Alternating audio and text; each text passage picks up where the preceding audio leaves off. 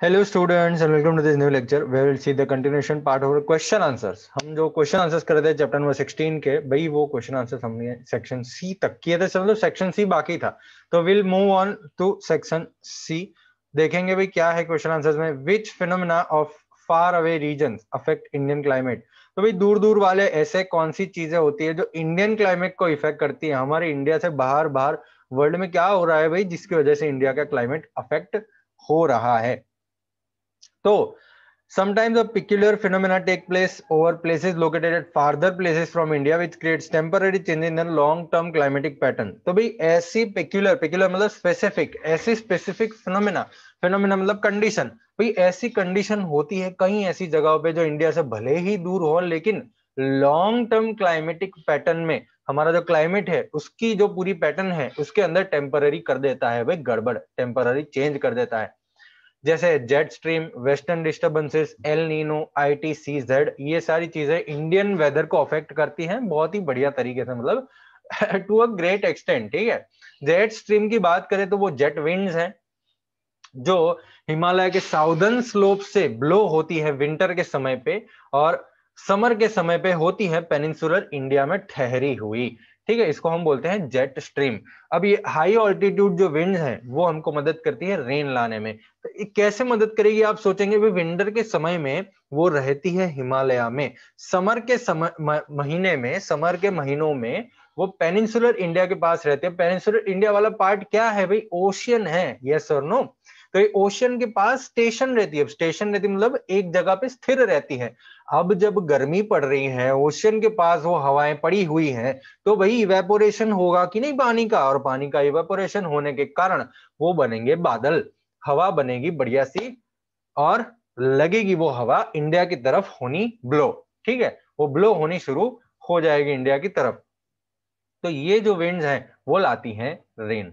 ठीक है, western disturbances की बात करें तो अभी ही एक फेनोमेना हमने फेस किया है वेस्टर्न डिस्टर्बेंसेस का, जब तुरंत ठंडी लगी थी और फिर गर्मी शुरू हुई और वापस अभी ठंडी शुरू हो गई। तो अब ये वेस्टर्न डिस्टर्बेंस है क्या भाई, देखो अच्छे विंटर वेदर में नॉर्थ इंडिया में वेस्टर्न डिस्टर्बेंस लग जाता है, वो जो हवाएं हैं वो सब डिस्टर्ब कर जाती हैं। ठीक है, जो बड़े बड़े हाई माउंटेन्स हैं वहां पे स्नोफॉल पड़ जाता है और वहां पे प्लेन रीजन जो है वहां पे बरसात भी हो जाती है कई कई बार तो।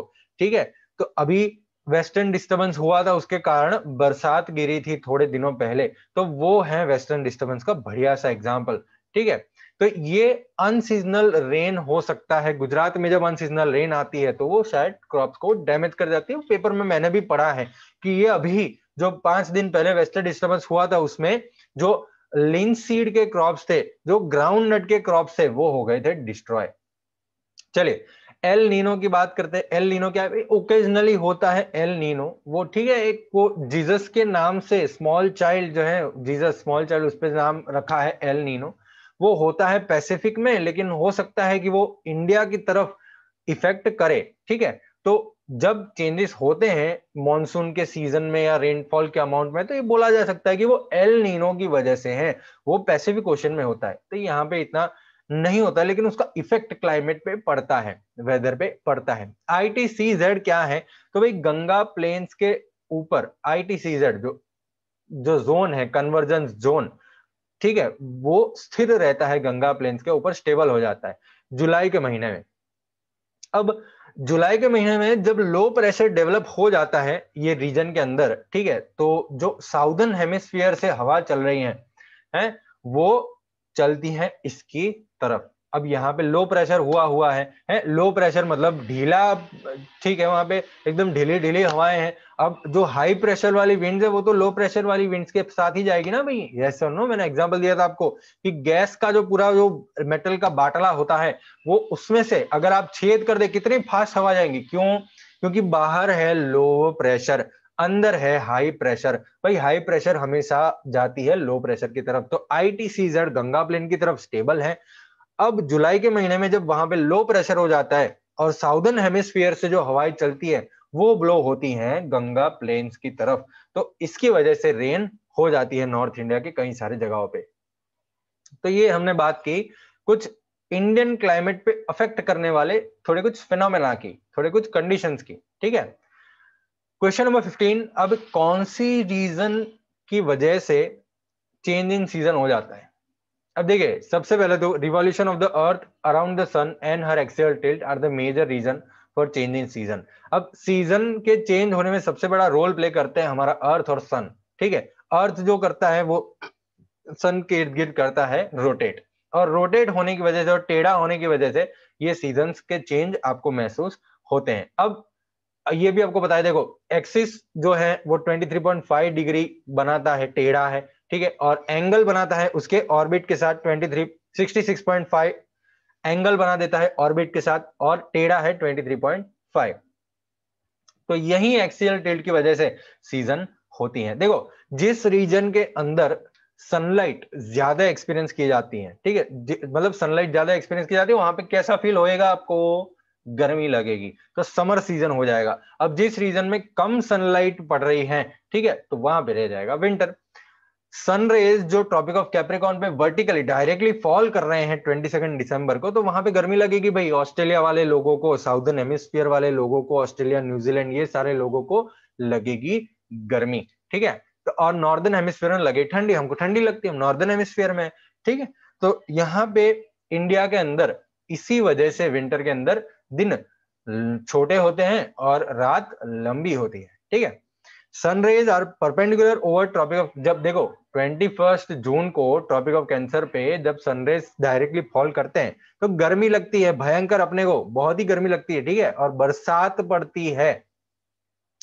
अब यही डायरेक्ट इंपैक्ट करता है हम पे, फूड पे, क्लोथिंग पे, इंसान पे, रहने की जगह पे, ये सारी चीजों पे अफेक्ट करता है ये सारी चीज। तो हम ऐसा बोल सकते हैं कि भी ये जो अर्थ का रोटेशन है, ये जो रिवॉल्यूशन है, वो अफेक्ट करता है हमारे इंसान के फूड, क्लोथिंग और रेसिडेंस के ऊपर, तो कैसे वो रहते हैं, ठीक है। जैसे बहुत ही बर्फ पड़ जाती है तो वहां पे ऐसे घर होते हैं जो गर्म रह सके अंदर, जहां पे बहुत बरसात पड़ जाती है उसके छत टेढ़े होते हैं, स्लोप होते हैं जिससे पानी बह जाए। जहां पे बहुत गर्मी पड़ती है वहां के छत जो है वो फ्लैट रहते हैं जिससे थोड़ा कुछ अंदर ठंडक आपको लगे, ठीक है। चलिए बात करेंगे आगे, state briefly the factors affecting the climate. अब ये इंपॉर्टेंट क्वेश्चन है बेटा, ये है इंपॉर्टेंट क्वेश्चन और आपको सीखना है। कैसे सीखें, समझिए ध्यान से, मैं जो बता रहा हूं वो देखो। हमारे अर्थ के ऊपर जो टेम्परेचर रहता है, जो एटमॉस्फेरिक प्रेशर रहता है, जो हवाएं, जो ह्यूमिडिटी, जो रेन, ये सारी चीजें जो रहती हैं, ठीक है, वो कंट्रोल करती है हमारे क्लाइमेट को और उसकी सारी चीजों को। तो इसको हम बोलते हैं क्लाइमेटिक फैक्टर्स।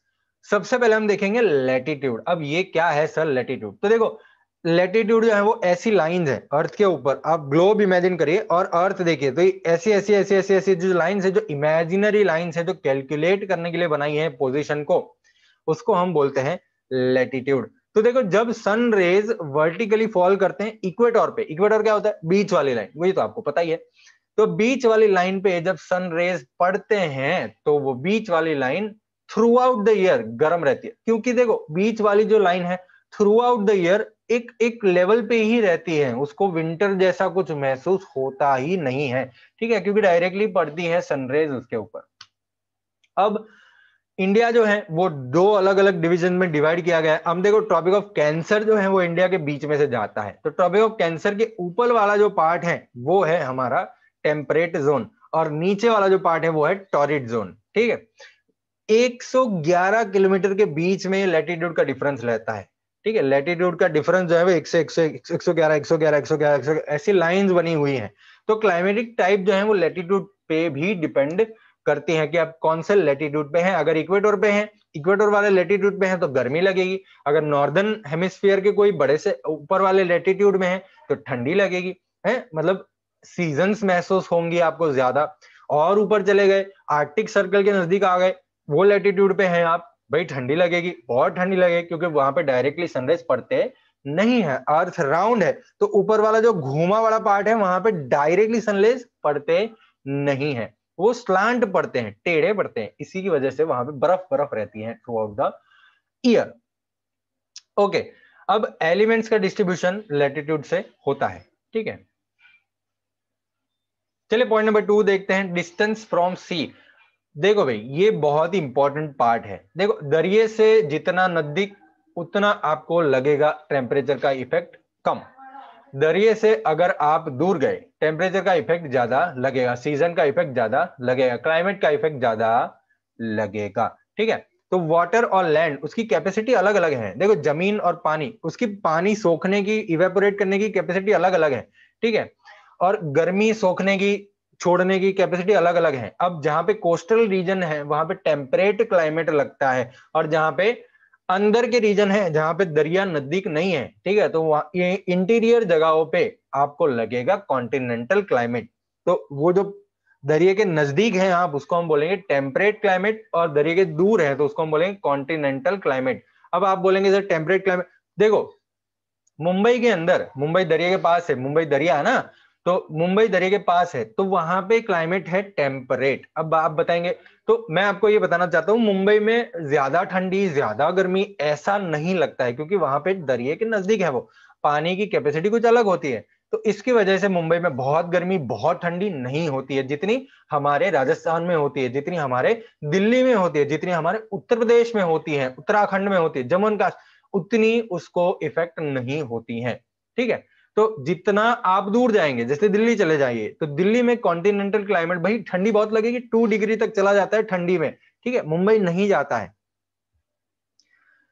चलिए अब बात करते हैं point number 3, altitude, height. Altitude का मतलब होता है हाइट। ठीक है, तो एक नॉर्मल कंडीशन के अंदर जब आप 1 डिग्री, मतलब जब आप 165 मीटर ऊपर जाएंगे, समझिए 165 मीटर ऊपर जाए, लगा दीजिए सीढ़ी। अब यहां पे आपने मान लीजिए सीढ़ी लगा ली, सीधी जा रहे हैं 165 मीटर ऊपर, आपको 1 डिग्री का टेम्परेचर इफेक्ट फर्क पड़ेगा। समझ में आ रहा है मैंने क्या बोला? मान लीजिए आप यहाँ पे खड़े हैं, मेरी जगह पे 30 डिग्री टेम्परेचर है यहाँ पे अभी। अब आप चढ़ रहे हैं सीढ़ी से ऊपर, सीधा ऊपर जा रहे हैं 165 मीटर्स के लेवल पे, आपको लगेगा 29 डिग्री की इफेक्ट। ठीक है, 1 डिग्री गर्मी कम हो जाएगी। क्यों? क्योंकि वहां पे एटमोस्फियर का प्रेशर, एयर टेम्परेचर कम है। समझ में आ रहा है? वहां पे एयर प्रेशर कम है, एयर टेम्परेचर कम है। जैसे जैसे ऊपर चले जाएंगे, अब आपने लगा दी सीढ़ी, 165 तो चले गए, और 165 जाना है तो 1 डिग्री और कम हो जाएगा। ये समझ में आया बेटा? अब देखो, इसी वजह से सीढ़ी वीढ़ी लगाई, हिमालय जितना ऊपर चढ़ गए आप, तो हिमालय पे इसी की वजह से तो स्नो रहता है। समझ में आ रहा है? हिमालय में इसी की वजह से तो स्नो रहता है, माइनस में, इसीलिए तो टेम्परेचर रहता है इतना ऊपर है, इसकी वजह से, ड्यू टू हाई ऑल्टीट्यूड। अब और एक बात, देखो जैसे जैसे वो भेज वाली जो हवा होती है, ठीक है, वो ठंडी होती जाती है तो वो ऊपर चली जाती है, समझिएगा, उसमें भार है, वो भार लेके आती है। दरिये से पानी भर के क्लाउड्स लेके आते हैं तो वो नीचे होते हैं। अब पानी जितना जितना जितना जितना बह जाएगा, जितनी जितनी बरसात पड़ जाएगी, उतना उतना वो ऊपर चलते जाएंगे, ऊपर जाते जाएंगे, ऊपर जाते जाएंगे। ठीक है, तो जितना जितना ऊपर जाते जाएंगे रेनफॉल बढ़ती जाएगी। समझ में आ रहा है? तो माउंटेन के हाई ऑल्टीट्यूड पे पड़ती है ज्यादा रेनफॉल। ठीक है, तो जितनी जितनी ऊपर जाएगी उतनी उतनी वो ठंडी होती जाएगी हवा। तो आसाम और मेघालय में रेनफॉल बहुत पड़ता है, वो हाई ऑल्टीट्यूड पे है, ऊपर है। तो आप देखिए ऑल्टीट्यूड हाइट भी इफेक्ट करता है क्लाइमेट को। एग्जाम्पल देखिए, मेघालय में चेरापूंजी है, ठीक है, उसमें 1200 सेंटीमीटर रेनफॉल पड़ता है। अब डेजर्ट की बात करें, राजस्थान की बात करें, वो कहाँ हाइट पे है? नहीं है, वहां पे रेनफॉल बहुत ही कम पड़ता है। और एक पॉइंट है नंबर 4, एटमोस्फेरिक प्रेशर में, भाई ये भी इफेक्ट करता है हमारे क्लाइमेट को, तो इसीलिए इसको एक फैक्टर के रूप में रखा गया है। एटमोस्फेरिक प्रेशर और हवाएं, ये तो मोस्ट इंपॉर्टेंट है। ठीक है, चलिए, एक ट्रॉपिकल हाई प्रेशर बेल्ट होता है नॉर्दर्न हेमिस्फीयर में, हवा चलती रहती है नॉर्दर्न हेमिस्फीयर में आर्टिक सर्कल की वजह से। तो ये विंड्स वहां से जनरेट होते आते हैं। अब ये विंड जो जनरेट होके आते हैं वो ब्लो होते हैं इक्वेटर की तरफ। आप बोलेंगे सर वो गोल क्यों नहीं घूमते, आप इक्वेटर की तरफ क्यों जाते हैं? जैसे सर्कल कर दिया आपने, तो वो ऊपर ही क्यों नहीं घूमती रहती, वो इक्वेटर की तरफ क्यों आ रही है, नीचे क्यों आ रही है? Because of the Coriolis force. मैंने आपको बताया था कोरियोलिस फोर्स क्या होता है। वो कोरियोलिस फोर्स होता है भाई जो हवा को मोड़ देता है। अब हवा को नहीं, कोई भी चीज को मोड़ देता है कोरियोलिस फोर्स। इसका मतलब क्या होता है कि भाई हवा तो चल ही रही है सीधी, लेकिन अर्थ घूम रहा है गोल। अब अर्थ घूम रहा है गोल, उसकी वजह से हवा जो है वो सीधी चलना चाहती है लेकिन वो मुड़ जाती है, क्योंकि अर्थ घूम रहा है। अगर आप खड़े रहेंगे और बॉल सीधा फेंकेंगे तो आप देखेंगे कि बॉल आपके नजरों में सीधा गया, लेकिन ऊपर से देखिए, 500 किलोमीटर ऊपर से, सैटेलाइट से देखिए, कैमरे से देखिए, वो बॉल थोड़ा मुड़ा है। क्यों? क्योंकि अर्थ भी मुड़ा है, अर्थ भी गोल घूम रहा है, तो इसको हम बोलते हैं कॉरियोलिस फोर्स, कि भाई अर्थ ही घूमने से कोई भी चीज सीधी नहीं जाती है। समझ में आ रहा है? ओके, तो ये विंड जो है वो इक्वेटर की तरफ ब्लो होती है। अब जब वो जमीन पे ब्लो होती हैं तो उसमें मॉइस्चर बहुत ही कम होता है। अब देखो, हमारे साउदर्न वाले एरिया में बहुत सारा पानी है Bay of Bengal, Arabian Sea, Indian Ocean. तो क्या होता है, जब वो इक्वेटर की तरफ ब्लो होती है तो ये पानी वानी जो है ना वो सोख लेती है और फिर ब्लो होती है इंडिया के ऊपर, तो बढ़िया सा एकदम मॉनसून सीजन आपको मिलेगा। अब हाई प्रेशर की वजह से नॉर्थ, जो हमारा हिमालय है ना भाई, हिमालय उसमें बनता है हाई प्रेशर, ठीक है। अब कोल्ड और ड्राई विंड्स ये रीजन में ब्लो होते हैं, ओशियनिक एरिया से आते हैं जो ब्लो हिमालय से जाते हैं ओशियनिक एरिया की तरफ। तो समर के सीजन के अंदर लो प्रेशर डेवलप होता है सेंट्रल एशिया में, और इंडियन जो जमीन है उस पर लो प्रेशर डेवलप होता है। अब ये इंडियन ओशियन में हो जाता है हाई प्रेशर, ठीक है। तो वो जो इंडियन ओशियन वाली हवाएं हैं वो होती हैं ब्लो लो प्रेशर की तरफ, तो हमारी इंडिया की तरफ ब्लो होती है। तो ये थोड़ा आपको लगेगा कंफ्यूजिंग, मैं आपको सिंपली भाषा में बता देता हूं। देखो, विंटर के समय पे हिमालय में रहता है हाई प्रेशर, ठीक है। विंटर के समय पे हिमालय में रहता है हाई प्रेशर, अब ओशन के पास जो है वो हो जाता है लो प्रेशर, तो हाई प्रेशर विंड्स कहां जाएंगी? लो प्रेशर में जाएंगी, तो वो ब्लो होती हैं पूरे हमारे इंडिया के ऊपर से और नीचे जाती है हमारे दरियों के पास। अब हो जाता है वहां पे समर सीजन। अब समर सीजन आ गया तो हो गया वहां पे हाई प्रेशर में, पानी भर गया क्लाउड में, इवेपोरेशन हो गया समर में। अब ये इवेपोरेशन होने के बाद वो पानी तो भर गया है क्लाउड के अंदर, तो अब क्या होगा, हिमालय वाला एरिया में हो जाएगा लो प्रेशर, सेंट्रल एशिया में हो जाएगा लो प्रेशर। वो जो हाई प्रेशर वाली विंड है जिसमें पानी लदा हुआ है भर भर के, तो वो हो जाएगा इंडिया के ऊपर से ब्लो, ठीक है। तो वो हो जाएगा रेनी सीजन। समझ में आया बेटा? चलिए question number 17, right note on cold weather season. अच्छा, वे कोल्ड वेदर है हमारे पास, इफेक्ट ऑफ क्लाइमेट है, ओके चलिए नो प्रॉब्लम भाई, मस्त समझा दो मैं। कोल्ड वेदर सीजन ठंडी लगेगी आपको वहीं पे बैठे बैठे, जहां भी बैठे हैं आप। इन इंडिया 3 महीने होते हैं कोल्ड वेदर के, दिसंबर से फरवरी, जिसको हम विंटर बोलते हैं, ठीक है। दिसंबर से फरवरी। आप बोलेंगे सर अक्टूबर में ठंडी लगा, उसको हम बोलेंगे रिट्रीटिंग मानसून, ठीक है। रिट्रीटिंग मानसून अक्टूबर नवंबर हो जाता है रिट्रीटिंग मानसून, उसके बाद हो जाता है दिसंबर टू फरवरी विंटर।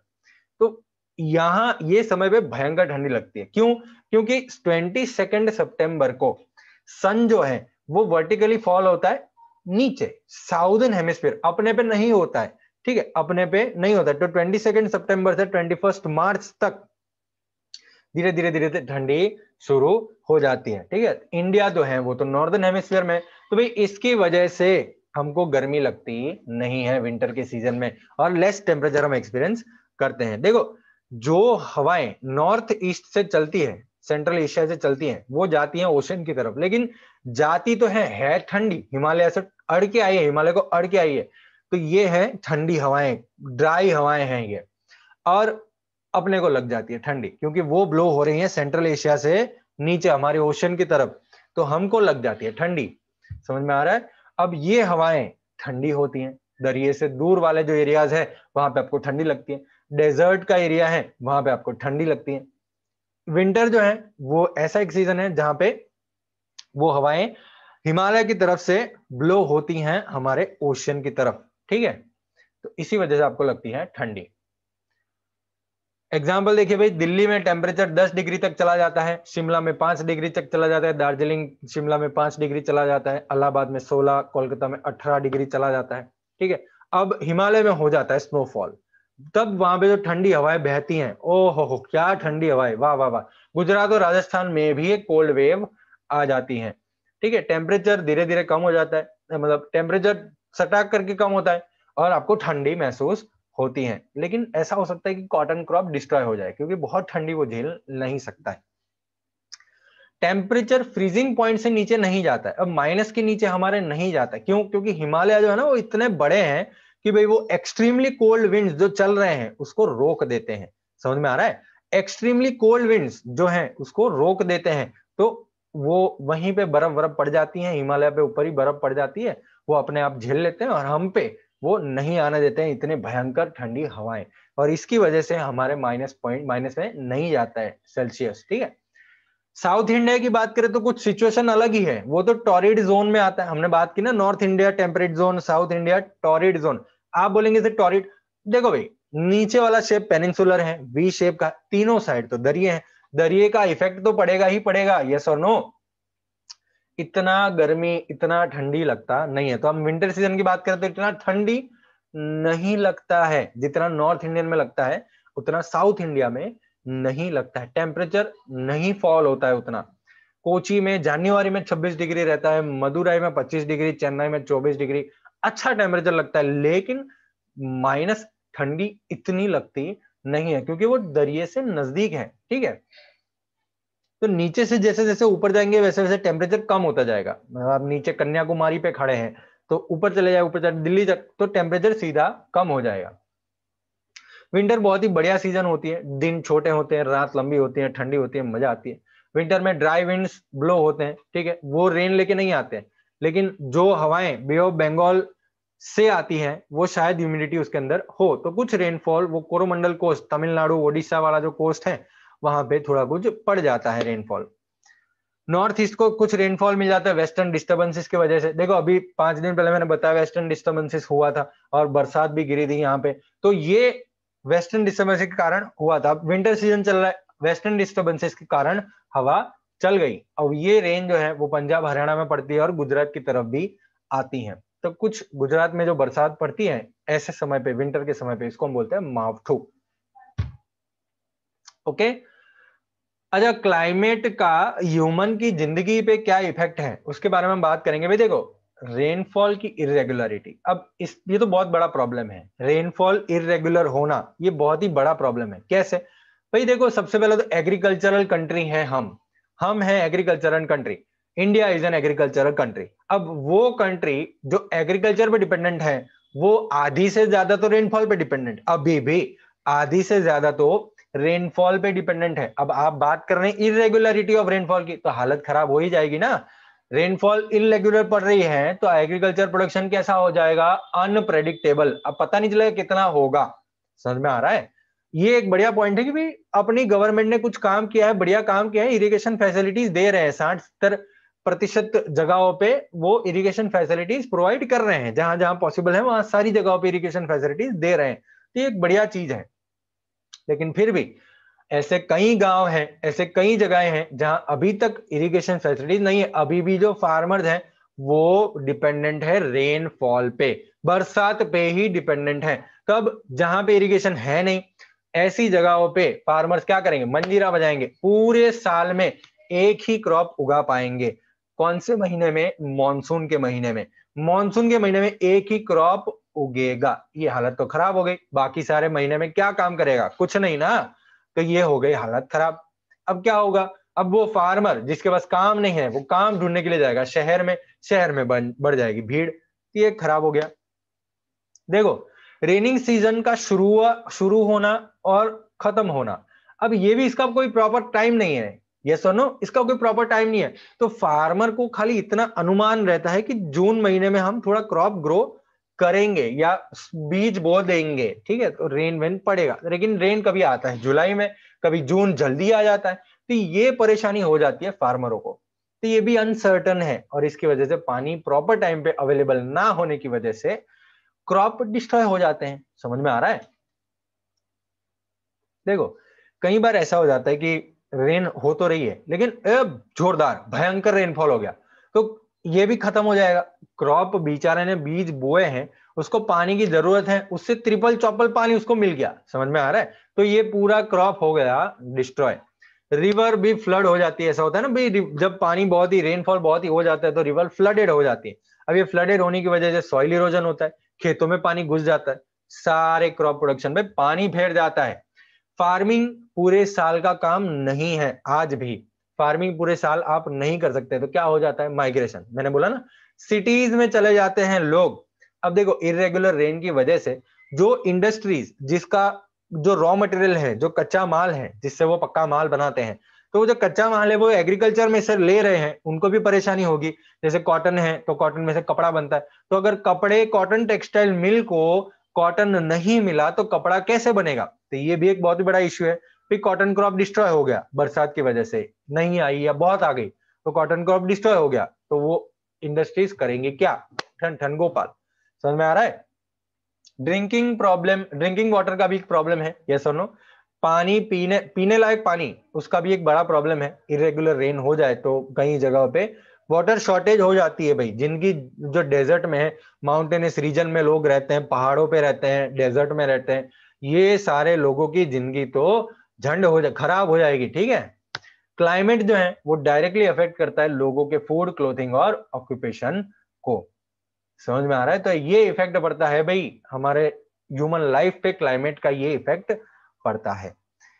ओके, नेक्स्ट लेक्चर में देखेंगे हम चैप्टर नंबर 6 या 17, दोनों में से एक बात करेंगे। आगे नेक्स्ट लेक्चर में मिलेंगे और आगे बढ़िया बात करेंगे। Bye bye for now. ये क्वेश्चन आंसर लिख दीजिएगा, ठीक है? सारे आपके स्क्रीन पे रखे हुए थे मैंने पूरे ये लेक्चर में।